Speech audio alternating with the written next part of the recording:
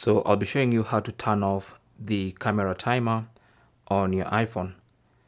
For this tutorial, I'll be using the iPhone 14 Pro running iOS 16, but these instructions should apply to pretty much any iPhone or even iPad.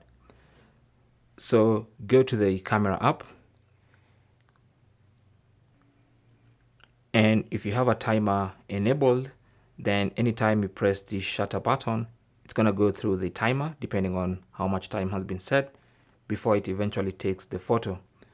So to turn the timer off, simply tap on the timer in the top right side. You can see mine is 3 seconds, this one right here. So tap on that icon. A little menu appears at the bottom. For the timer, just tap on off.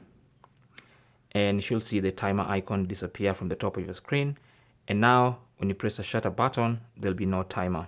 Just takes the photo directly, immediately. And that's basically how to turn off the camera timer on your iPhone. Thanks for watching and good luck.